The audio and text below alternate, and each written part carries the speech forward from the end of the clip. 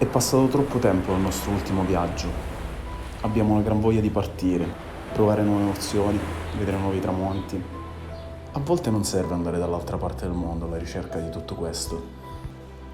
Spesso il paradiso è dietro casa. In questo caso è ad ovest, oltre l'orizzonte.